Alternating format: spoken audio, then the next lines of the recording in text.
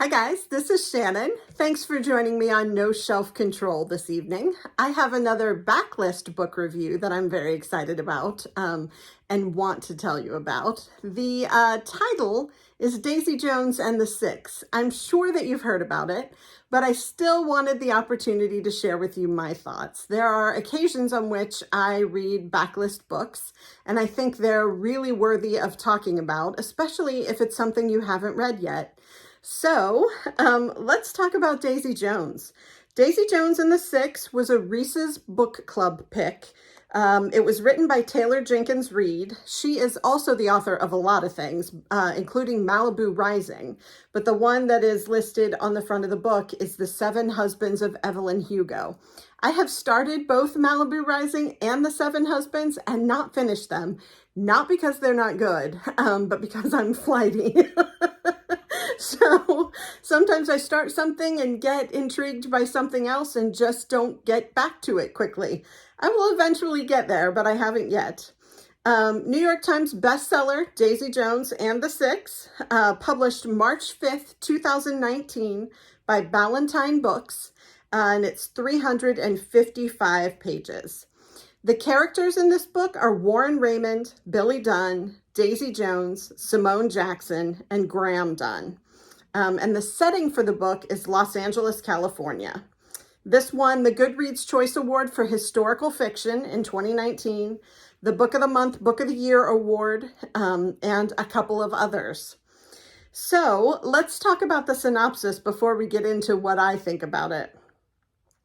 For a while, Daisy Jones and the Six were everywhere. Their albums were on every turntable. They sold out arenas from coast to coast.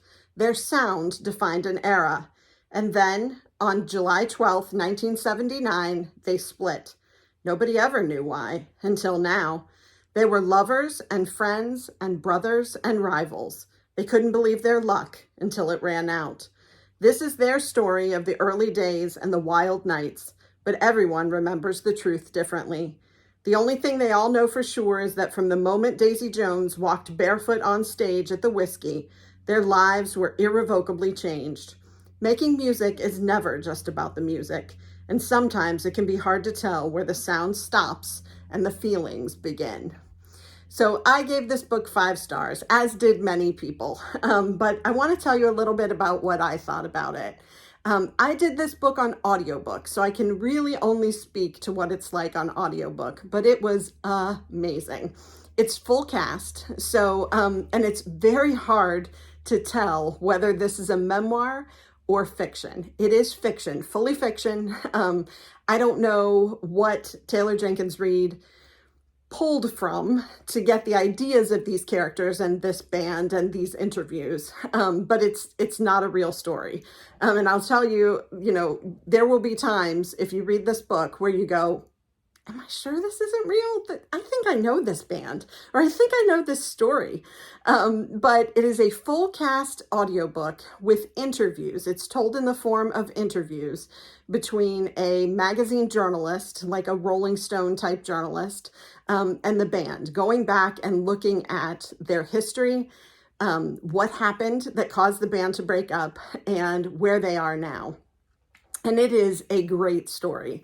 I watched the series on television, didn't love it. So the book was incredible.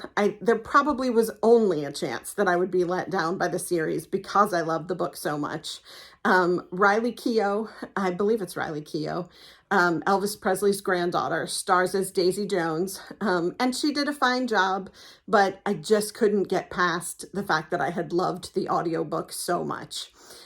So lots of really well-drawn characters, characters that you're going to fall in love with. Billy Dunn is sort of the founder of the band. He and his brother found the band. His brother's name is Graham. I had to remind myself of that.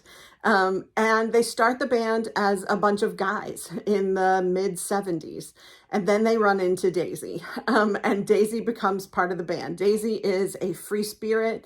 Daisy has a history of abuse and brokenness, and she comes into the band and just makes all the difference. And their history from that point on changes. That's when they start to make it big. There are love triangles upon love triangles in the story. I won't tell you who hooks up with whom and what that means to other people, but it ends up being key to what happens to the band, of course, you know. You know, they say that's what broke up the Beatles, and it's true as well here for Daisy Jones and the Six. But there is so much to follow in this story. The side characters have really good stories.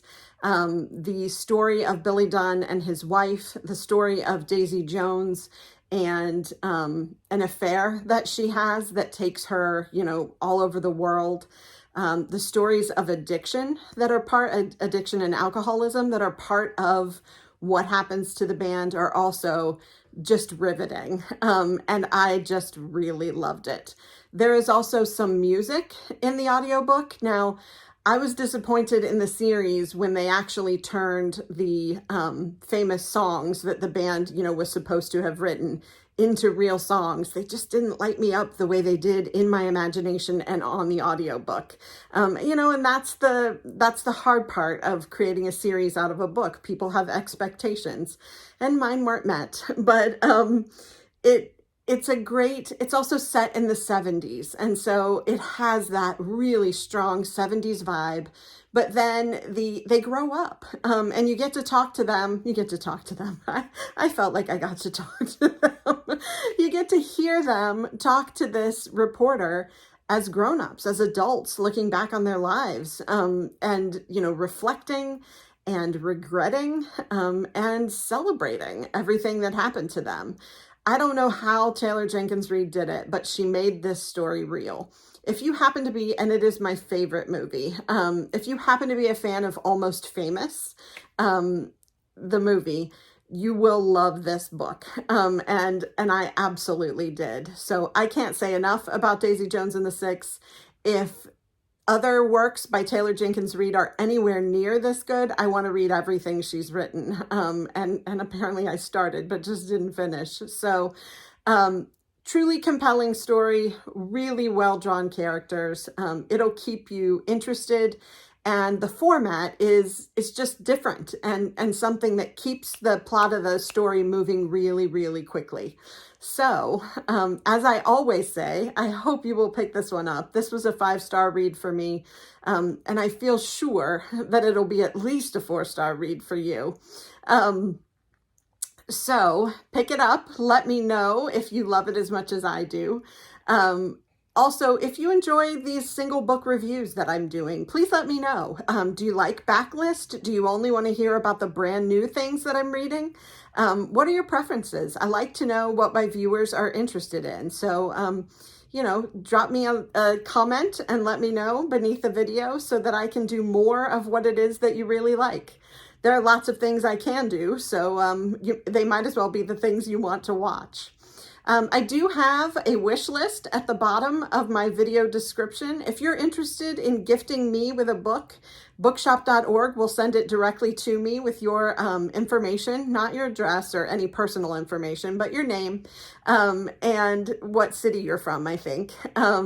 And I will read the book, give it a review on the channel, and give you a big shout out and thank you. So I would love that. A few other readers have done that, and I've been really touched by that and really had a lot of fun reviewing the books. So I hope you will continue to come back and see me, and we will continue to talk all things bookish every day of the week. I'll talk to you soon. Take care. Bye.